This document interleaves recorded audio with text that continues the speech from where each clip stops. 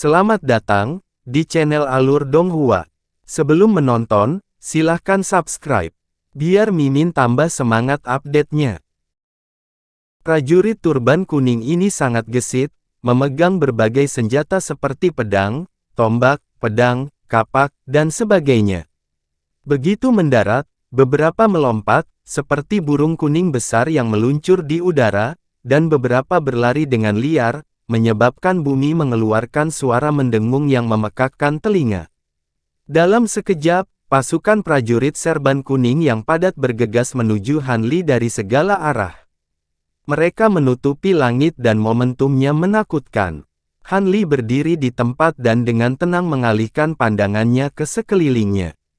Saat berikutnya, prajurit turban kuning adalah yang pertama tiba di depannya. Tombak di tangannya menembus, berubah menjadi bayangan tombak. Itu membuat suara siulan yang menusuk telinga dan menutupi sebagian besar tubuhnya. Alis Han Li bergerak. Dia mengabaikan bayangan tombak seolah-olah itu bukan apa-apa. Dia mengulurkan tangan dengan satu tangan dan meraih tombak dengan kecepatan kilat. Kekuatan turbulen melonjak di sepanjang lengannya, menyebabkan tubuhnya sedikit bergoyang. Meskipun dia menstabilkan dirinya, matanya masih bersinar dengan sedikit keterkejutan. Kekuatan prajurit turban kuning ini sungguh luar biasa. Sambil berpikir, dia menarik tombak ke belakang dengan lengannya, menyebabkan pasukan kuning terhuyung-huyung. Tangannya yang lain mengepal dan meninju. Bang! Tombak di tangan prajurit kuning jatuh, dan seluruh tubuhnya terlempar ke belakang. Dia menabrak kerumunan di belakangnya, menjatuhkan lusinan prajurit turban kuning berturut-turut sebelum berhenti, dan bayangan tinju bisa dilihat di dadanya. Meskipun gerakannya sedikit lebih lambat dari sebelumnya, dia masih terus bergegas menuju Han Li bersama prajurit lainnya. Han Li dengan santai melemparkan tombak di tangannya ke belakang, membuat beberapa prajurit syal kuning terbang. Ketika dia berbalik dan melihat ini, murid-muridnya menyusut. Dia telah menggunakan 50% dari kekuatannya dalam pukulan itu, menghancurkan gunung, tetapi dia tidak mampu membunuh satu pun prajurit. Pada saat ini, prajurit di sekitarnya sudah berkerumun. Han Li mendengus dingin. Dia mengambil langkah dan tubuhnya bergerak dengan serangkaian bayangan. Pada saat yang sama, dia mengayunkan tinjunya dan tiba-tiba menjadi kabur. Bayangan tinju yang tebal muncul dan membombardir ke segala arah. Suara peng-peng terdengar. Prajurit bersorban kuning dikirim terbang satu persatu, dan tanda tinju yang dalam muncul di dada mereka. Ketika mereka bertabrakan dengan orang kuat di belakang mereka, mereka segera jatuh ke tanah, dan serangan yang awalnya agresif dan mencengangkan melambat. Setelah terbang jatuh ke tanah, mereka berdiri lagi. Mata Han Li menjadi dingin. Sosoknya berkedip, dan dia muncul seperti hantu di depan prajurit yang baru saja dikirim terbang. Tanpa ragu, dia meninju di dadanya. Retakan. Tubuh prajurit kuning itu bergetar dan retakan muncul di permukaan tubuhnya. Sinar cahaya kuning keluar dari retakan dan tubuhnya hancur, berubah menjadi kabut kuning yang memenuhi langit dan menghilang. Ekspresi Han Li santai. Meski tubuh wayang kain kuning ini keras, namun tidak bisa dihancurkan. Orang-orang kuat berkulit kuning di sekitarnya mengerumuni seperti air pasang lagi. Han Li menarik napas ringan, dan dada serta perutnya berkilat dengan cahaya biru. 6 titik cahaya muncul, dan tubuhnya tiba-tiba membengkak. Kemudian, tubuhnya bergoyang ke kiri dan ke kanan, dan beberapa sosok buram muncul. Peng-peng-peng. 8 prajurit syal kuning yang terbang di atasnya dikirim terbang dan kemudian langsung meledak. Tangan Han Li menari seperti angin topan, dan kemanapun dia lewat, bayangan tinju yang tebal muncul. Serangkaian suara keras mengiringi deru udara. Dalam jarak belasan kaki darinya, semua orang kuat dikirim terbang, dan tubuh mereka hancur, berubah menjadi kabut kuning. Tidak peduli seberapa kuat tubuh orang kuat ini, di bawah kekuatan seni asal biduk kecil, itu bukan apa-apa. Dunia abadi, lautan hitam pekat yang luas dan tak terbatas. Di atas laut, angin bersiul, dan kabut hitam memenuhi udara, terus-menerus menggulung gelombang keruh setinggi belasan kaki.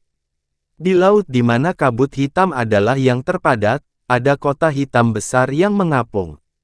Kota itu tingginya lebih dari 100 kaki dan memiliki radius 100 mil. Di atas gerbang kota utara, ada 3 karakter kuno yang terukir, kota Blackwater. Kota terluar kota dibangun dengan batu persegi hitam besar, bagian dalam kota itu seperti dunia sekuler biasa. Ada sungai, ladang, pohon, jalan, dan pasar. Dia juga bisa melihat banyak orang datang dan pergi, dan itu adalah aliran orang yang tak ada habisnya. Kota itu tidak datar. Semakin dekat ke pusat kota, semakin tinggi medannya, semakin dekat bangunannya, dan semakin megah istana dan pavilionnya. Di kota bagian dalam, ada pavilion yang sangat indah, kolam yang tenang dan indah serta koridor air, dan bahkan ada gunung dan taman buatan. Di tengahnya ada platform yang luas, dan di platform itu berdiri sebuah pavilion 3 lantai dengan atap ganda. Di lantai tertinggi pavilion, semua jendela terbuka lebar. Melihat ke segala arah, bidang penglihatan sangat luas. Tidak hanya orang bisa melihat pemandangan dalam kota, tapi bahkan laut hitam besar di luar kota bisa dilihat sekilas. Perabotan di pavilion sangat sederhana. Hanya ada meja persegi di tengah, dan di kedua sisi meja, ada sajadah sutra bundar. Di sisi kanan sajadah, ada seorang lelaki tua kurus dengan rambut abu-abu dan mahkota teratai ungu duduk bersila. Dia memegang cangkir teh yang sangat indah, dan dia dengan hati-hati menyeruputnya. Warna teh dalam cangkir teh berwarna hijau tua. Aromanya samar, dan bahkan tidak seharum kayu cendana di pembakar dupa. Namun, setelah memasuki mulut, rasanya sangat enak, dan energi spiritualnya kaya, meninggalkan rasa sisa yang tak ada habisnya. Pria tua kurus itu perlahan meletakkan cangkir teh di tangannya, dan dengan tulus memuji, "Fellow Bonflame, Blackwater Spirit Tea Anda benar-benar sesuai dengan reputasinya. Rekan Clear Flame, kamu menyanjungku. Jika Anda suka, Anda dapat membawa lebih banyak," kata seorang pria layu berwajah kuning dengan dahi lebar. Sebelumnya, karena sekte di alam bawah, Brother Ian dan saya tidak memiliki banyak kontak. Di masa depan, kita harus lebih banyak bekerja sama dan berkembang bersama, kata Clear Flame Daois sambil tersenyum hangat.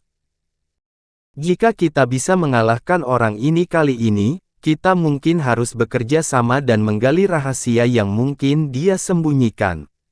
Bonflame Daois mengangguk. Ngomong-ngomong, apa identitas orang ini? Apakah saudara Ian mengetahuinya? Taois Clear Flame bertanya dengan ekspresi serius. Taois Bonflame menggelengkan kepalanya dan bertanya, setelah Anda menghubungi saya terakhir kali, saya sudah bertanya-tanya melalui beberapa saluran, tetapi saya tidak mendapatkan informasi yang berguna. Apakah Anda menemukan sesuatu? Ini tidak jauh berbeda dengan milikmu, dan aku juga tidak bisa menemukan apapun tentang orang ini. Informasi yang bocor dari Ten Direction Tower sangat terbatas.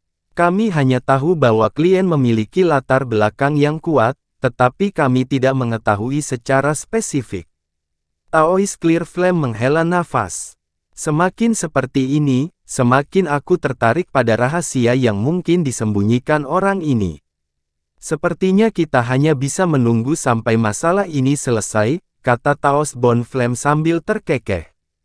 Clear Flame tertawa terbahak-bahak dan bertanya, "Haha, melihat betapa percaya diri saudara Ian, Anda pasti memiliki beberapa harta rahasia untuk diberikan kepada murid-murid Anda, bukan?" Bonflame melirik pria tua kurus itu dan berkata, "Mungkinkah rekan Ian itu tidak punya kartu truf?" Bonflame tidak keberatan dan berkata sambil tersenyum, "Untuk memastikan tidak ada yang salah, saya tentu saja punya beberapa." Bonflame melihat bahwa pihak lain tidak ingin mengatakan lebih banyak, jadi dia tidak bertanya lagi dan hanya dengan santai mengatakan ini. Melihat bahwa pihak lain tidak ingin mengatakan lebih banyak, Bonflame tidak mengajukan pertanyaan lagi dan hanya dengan santai mengatakan ini. Ekspresi lelaki tua kurus itu berubah ketika dia mendengar ini, dan dia sangat terkejut. Ini sebenarnya prajurit Dao. Rekan Yan, kamu benar-benar memiliki kekayaan besar dan kekayaan yang mencengangkan, tapi itu hanya prajurit Dao turban kuning dari 3 prajurit Dao kelas bawah. Tidak layak disebut. Bonflame melambaikan lengan bajunya dan memasang ekspresi tidak peduli, tetapi sedikit kebanggaan muncul di kedalaman matanya. Bahkan jika itu prajurit Dao kelas rendah, itu masih jauh dari apa yang bisa dibandingkan dengan harta sihir lainnya. Dengan harta ini, bahkan jika orang Han itu memiliki 3 kepala dan 6 tangan, dia masih bisa menangkapnya, kata Taois Api. Bonflame mendengar ini dan tersenyum tanpa berkata apa-apa. Pada saat ini, Clear Flame tiba-tiba memikirkan sesuatu dan mengangkat alisnya saat dia bertanya, benar, Han Li ini juga merupakan sesepuh sekte luar dari sekte Leng Yan. Orang itu, Leng Yan, tidak akan menimbulkan masalah dan ikut campur, kan? Ekspresi Bonflame Daois menjadi dingin, dan dia berkata dengan senyum dingin, jika dia tidak takut hanya akan ada 2 sekte teratas yang tersisa di batas Roh Huan, maka dia bisa datang dan mencoba. Di ruang misterius, di atas lapisan tebal awan kelabu, 3 sosok berdiri di udara. Mereka adalah Tong Renjue, Taois Hesan, dan Duan Renli. Saat ini, Duan Renli sedang memegang labu kuning di tangannya, dan dia sedang melantunkan mantra. Labu itu berukuran setengah ukuran manusia, dan permukaannya bersinar dengan lingkaran kata-kata emas halus. Di mulut labu, ada beberapa rune emas yang mirip dengan kata-kata kecil yang melayang-layang, dan mereka memancarkan aura halus. Saat dia melantunkan serangkaian mantra yang dalam dan samar, semburan cahaya keemasan berputar di sekitar mulut labu, dan benda-benda seperti kacang kuning terbang keluar, semuanya ditembakkan ke bawah. Begitu kacang ini bersentuhan dengan awan kelabu, pusaran air kecil segera muncul di lapisan awan, dan mereka ditarik masuk dan ditelan, menghilang tanpa jejak. Mungkinkah ini, tentara kacang? Saya tidak menyangka sekte Anda dapat menggunakan teknik surgawi yang legendaris.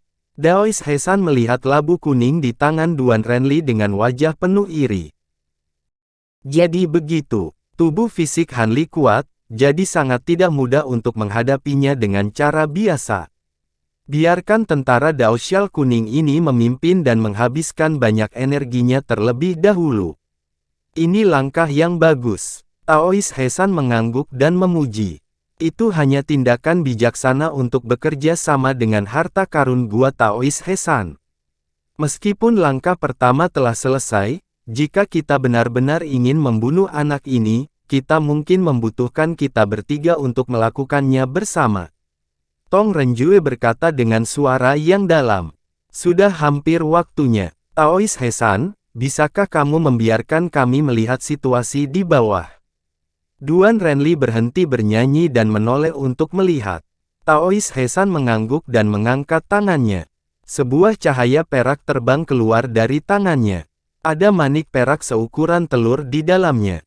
Manik itu berputar di udara sesaat sebelum muncul di depan mereka bertiga. Dengan embusan, manik itu terbuka. Awan asap perak menyebar dan mengembun menjadi cermin perak berukuran 80 meter. Setelah kabur, gambar yang jelas muncul di atasnya. Alhasil, saat ketiganya melihat situasi di gambar, wajah mereka tiba-tiba berubah. Di layar, prajurit Xiao kuning turun dari langit dan menerkam pemuda jangkung di tengah seperti gelombang pasang dari segala arah. Pemuda jangkung menggerakkan tubuhnya. Dia tidak melakukan banyak gerakan, tapi ada bayangan tinju yang meledak ke segala arah. Prajurit Xiao kuning di sekitarnya seperti orang-orangan sawah. Begitu menyentuh bayangan tinju, mereka terlempar ke udara. Cahaya kuning meledak. Mereka sama sekali tidak bisa berada dalam jarak 100 meter darinya. Hanya dalam beberapa tarikan napas, 80 tentara Dao Syal kuning dihancurkan. Pemuda itu terlihat tenang, dan gerakannya tidak melambat sama sekali. Seolah-olah tidak butuh banyak usaha untuk menghancurkan para prajurit Dao ini. Pada saat ini, dengan suara, embusan cermin perak terdistorsi dan runtuh.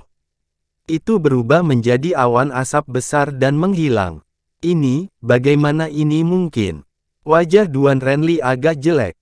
Meskipun prajurit Dao Syal kuning ini tidak mengetahui teknik mistik apapun, tubuh mereka kuat, sebanding dengan kultivator tubuh peringkat tinggi. Bahkan kita akan merasa kesusahan jika kita dikelilingi oleh ratusan, tapi Han Li ini bisa menghadapinya dengan mudah. Terlihat bahwa kami masih meremehkannya. Tong Renjue mengerutkan kening. Mungkinkah lukanya sudah pulih? Pendeta Tao Hesan berkata dengan suara yang dalam, dan hatinya berdebar. Jika sangat mudah untuk pulih, mengapa orang ini meninggalkan dimensi surgawi dan datang ke domain roh Huan ini? Sekarang semuanya telah menjadi seperti ini, untuk 1 sen, untuk 1 pon. Menurut diskusi kami sebelumnya, lebih baik kami bertiga mengambil tindakan secara pribadi untuk menghindari penundaan yang tidak semestinya. Suara Tong Renjue menjadi dingin. Di kediaman surgawi, Han Li menghindari serangan penjepit dari beberapa prajurit Syal kuning. Lengan kanannya menjadi kabur dan 7 atau 8 bayangan tinju muncul. Setiap kepalan secara akurat mengenai kepala prajurit Syal kuning. Bang, bang, bang. Kepala 7 atau 8 pria kuat pecah, dan tubuh mereka terbang keluar. Dengan suara, "Po", mereka berubah menjadi awan kabut kuning.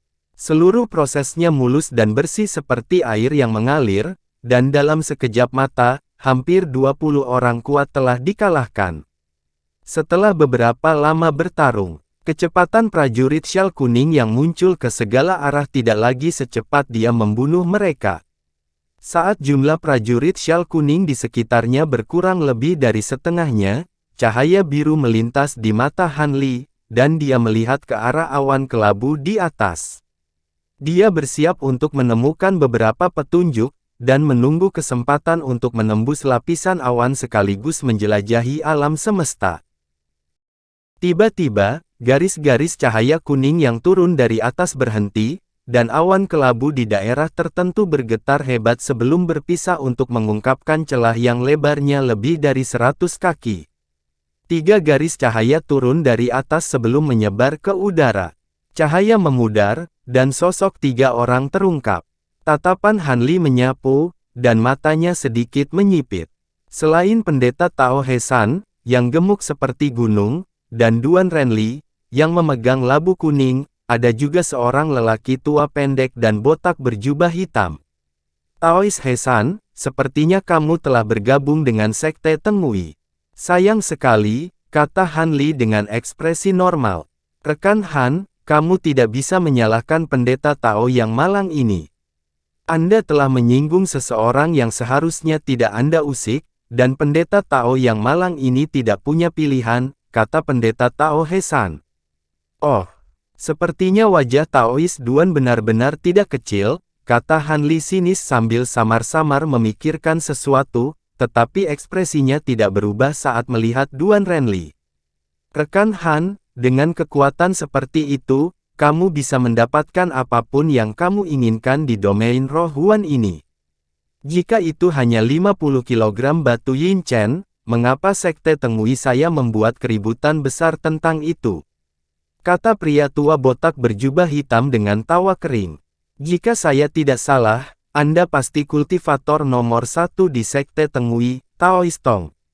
Bolehkah saya tahu siapa yang telah saya sakiti untuk benar-benar menyusahkan kalian bertiga untuk menyerang saya pada saat yang sama? Kata Han Li sambil menoleh untuk melihat lelaki tua itu.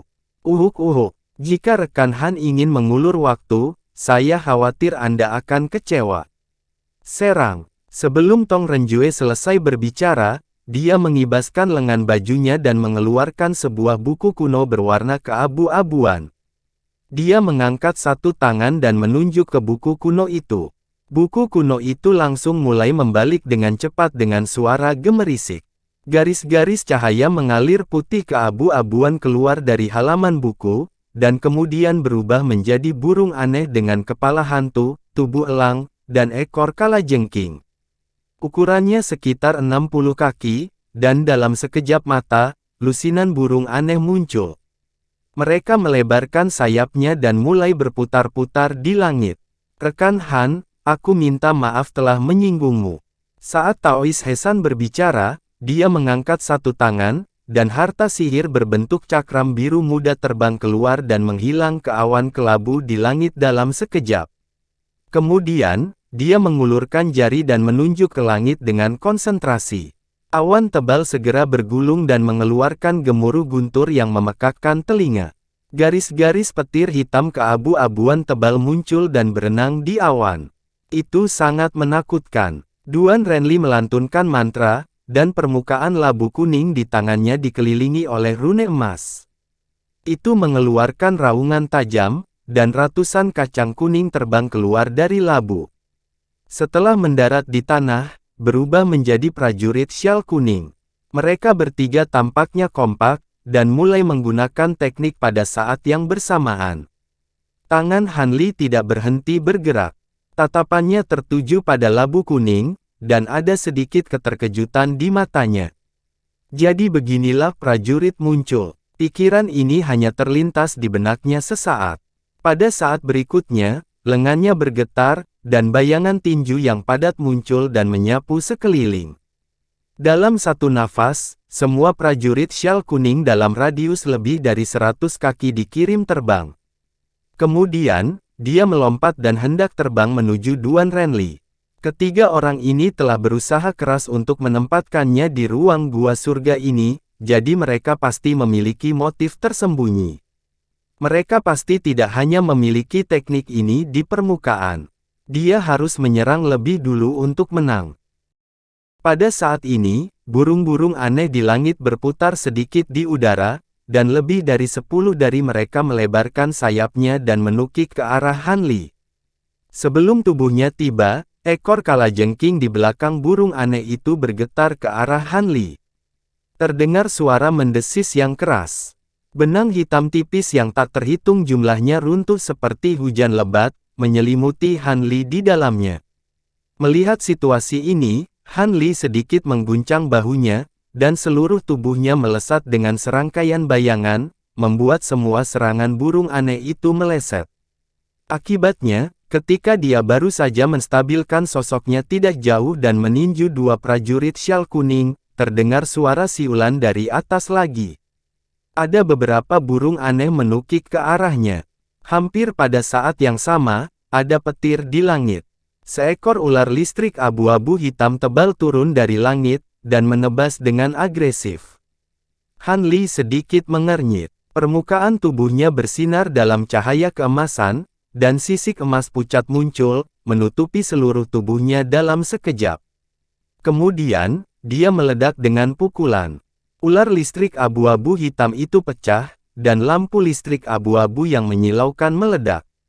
Meskipun tinju Han Li tidak terluka, sosoknya bergetar, dan dia mundur selangkah. Ding ding dang dang dang.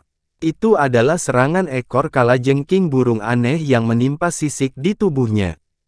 Ada bintik-bintik cahaya hitam, tetapi bahkan tidak ada bekas tanda putih yang tertinggal di sana. Salah satu burung aneh tidak memiliki cukup waktu untuk terbang setelah serangannya dan dipukul oleh salah satu prajurit syal kuning yang telah diusir Han Li. Itu segera diserang oleh ledakan kekuatan yang tak terbendung, dan itu melepaskan ratapan kesedihan sebelum hancur bersama dengan prajurit syal kuning. Setelah itu, terdengar raungan keras di udara. Garis-garis petir abu-abu hitam menyambar dengan lebat seperti hujan guntur. Petir yang menyilaukan merobek ruang abu-abu di sekitarnya, dan kekuatannya menghancurkan bumi. Burung-burung aneh yang melayang di udara juga melancarkan serangan di bawah dari waktu ke waktu. Sosok Han Li bergerak tidak menentu. Dia dengan santai meninju dan mengalahkan petir yang tidak bisa dihindari satu per satu. Ada burung aneh yang ditembak jatuh dari waktu ke waktu, tapi dia masih bisa menghadapinya dengan bebas.